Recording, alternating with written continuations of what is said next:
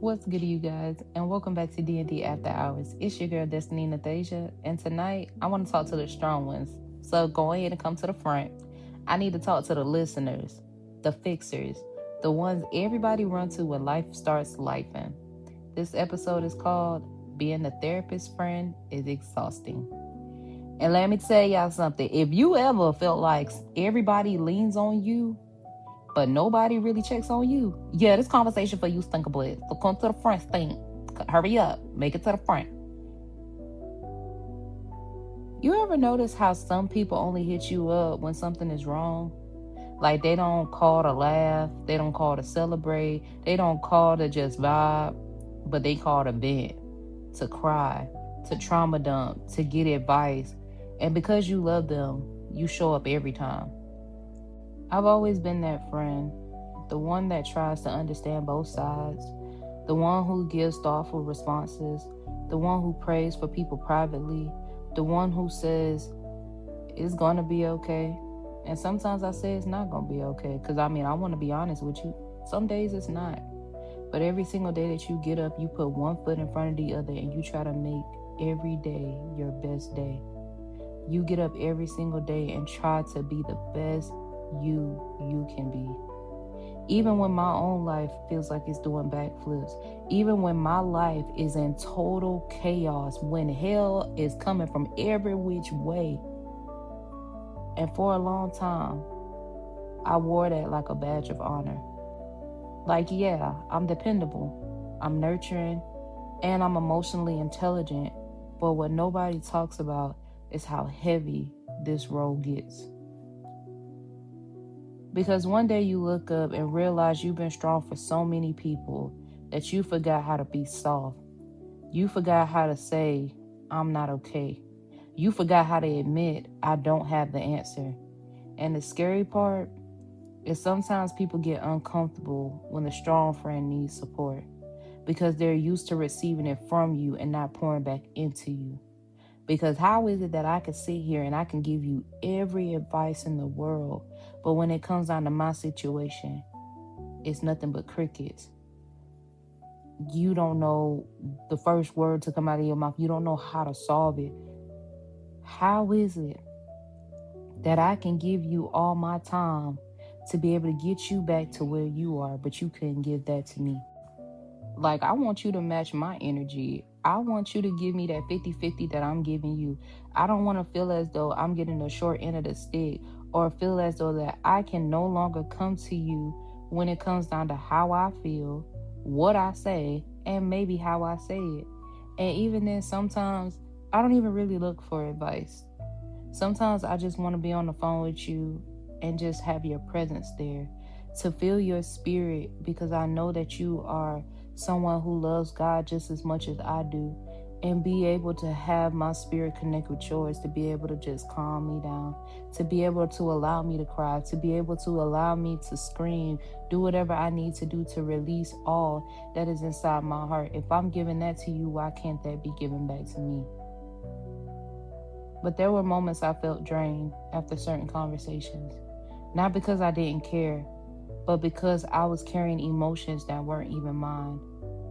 Now, mind y'all, I'm very much an empath, so I soak up a lot of things. I absorb stress, sadness, even confusion. And then I'm getting off the phone, just sitting there in silence thinking, who did I talk to? Like, what the heck did I just deal with just now? And it's not even my problem.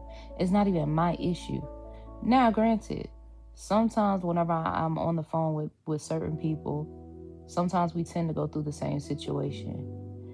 And sometimes we have to be encouragers of one another and be able to uplift each other at the same time. But if I'm the only one that's encouraging you, how is it going to help me?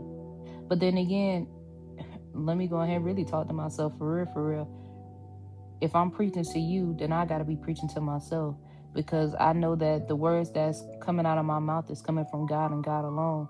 So therefore, if he's speaking to me to get to you, then I know that he's talking to the both of us. So I'm good either way. Hey, hallelujah. But I slowly started learning something important. Being supportive doesn't mean being endlessly available. Loving people does not mean abandoning yourself. You are allowed to say, I can't handle this conversation right now. I don't have the emotional capacity today. I need rest. And real friends, true friends, friends that value your sanity, value your life, value your emotions, will understand that. Friends that understand that they are not the only people that are going through situations. Friends that care about your sanity will understand that you need time as well. Now, granted, for me, I'm a type of person where sometimes I don't even tell my friends what I go through on a daily basis, because that's not their burden to carry. That's not their issues that they got to deal with. Because at the end of the day, I know the one person that can deal with it all, and that's God. And I know that I be telling my friends this half the time, and they just like, but you could still always know that you can come to me and talk to me about anything. And I'm just like, yeah, I understand that. And I do appreciate that the door that you open for me, I'm able and capable of being able to come in at any time that I want to, that I don't feel like that whenever I go to the door that it's locked. That at the end of the day, that I know that you are my safe place. Now, I have multiple safe places. I'm going to just put that out there. I have God, who is my first safe place. He's my refuge, my guidance, my everything. So that's null and void for anybody else. But after him, whoever that I feel will be able to give me the tough love, whoever can be able to give me that nurturing side, whoever can be able to give me the vulnerability side, the one that could tell me it's okay, the one that could tell me it's not okay. There are certain people, certain individuals, even people that pray for me day in and day out. Sometimes I know and sometimes I don't even know. But even then, it's enough for me. Some days I just, I be calling one of my friends and I'm just like, hey, like, can you just pray for me? And they be like, sure, yeah, let's pray together. And immediately, nothing but prayers, supplication. And they're not doing it because I forced them to. They're doing it because they know what I went through. They know my history. They know my story. They know everything about me. And their spirit sees my spirit. So they're in tune with it. And they're like, your spirit is tired. Your spirit is trying not to give up. Your spirit is fighting right now to try to manage so much. Y'all, when I tell y'all, being a friend that is a therapist is most definitely hard work. Now, did I ask to be in this role? No, not at all. But at the end of the day, I know what it feels like to not be seen, to not be heard, to not have somebody that can be able to understand me the way that others can. I truly do understand that. But sometimes some people don't understand that whenever they're going to this same person every single time, expressing how they feeling and stuff like that, and it becomes a repeated cycle of the same damn situation, it's more so, what's the point of you having this conversation with me when all I'm going to do is reiterate everything that I've said? Leave that man alone. Stop doing this dumb shit. Stop doing this. Stop doing that. Like, I'm not going to get to a point where I'm a therapist and I'm being a parent. One thing I will never do.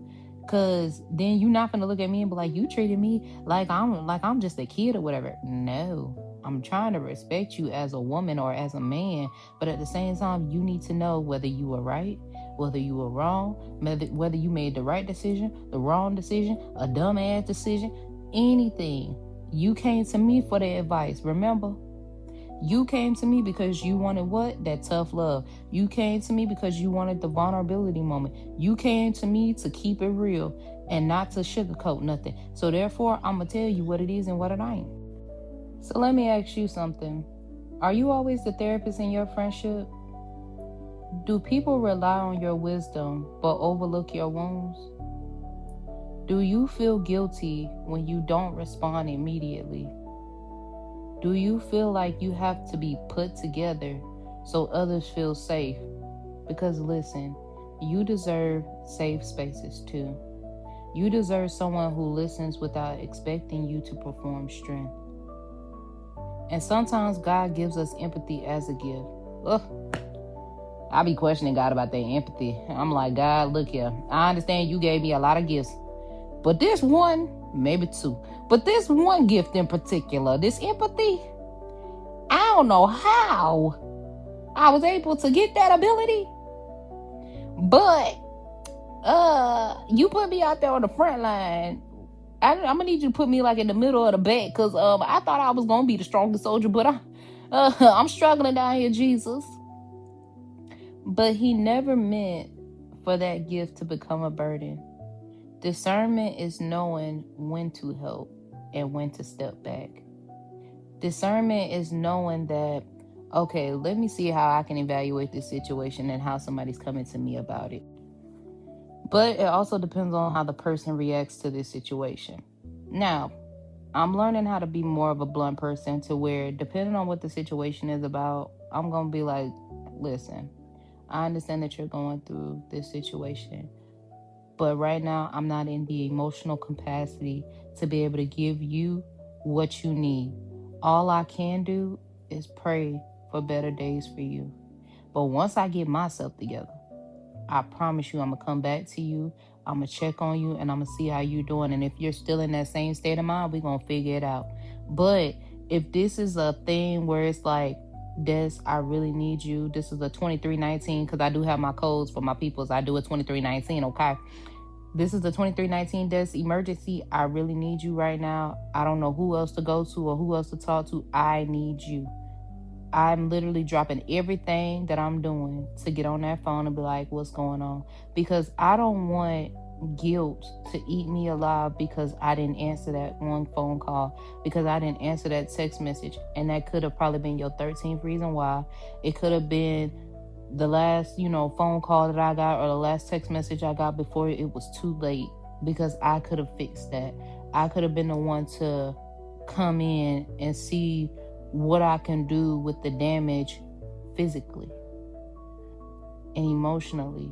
But spiritually, all I can do is pray that God can surgically go into your spirit and cut out those things that are causing pain, that is causing hurt, that is causing stress, that is causing you to feel alone, that is causing you to feel unwanted, that's causing you to feel insecure. All those things. I can only do but so much, and I can only deliver but so much. But if it gets to the point where my spirit is drained, because let me tell you something, my spirit going to go out on the front line first. And if my spirit becomes drained, then my physical is going to come out front. After that, working overtime. After that, my body is in touchdown mode.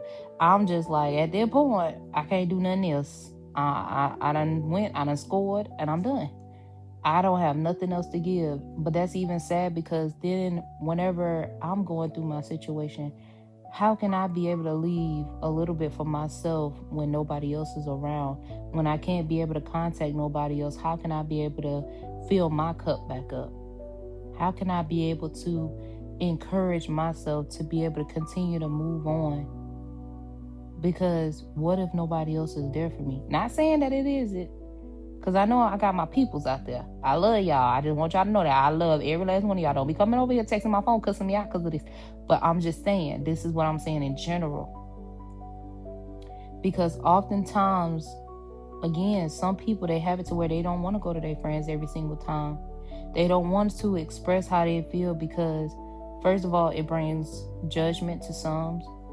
It brings concern to others.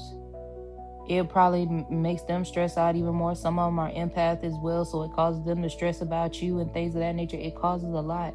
So it's just more so not being somebody that's withholding information, withholding secrets and stuff, but it's just more so to protect your peace.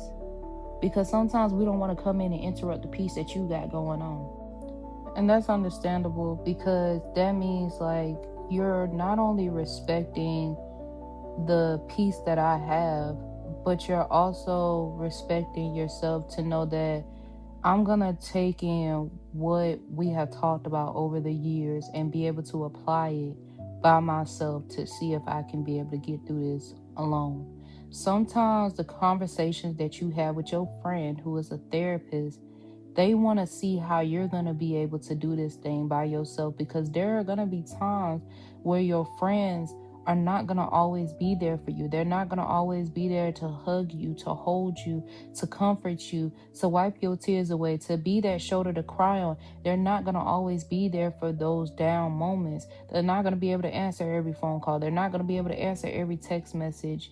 But as long as you know that if you even send a text message and be like, hey, look, I'm going through something right now. Can you please pray for me?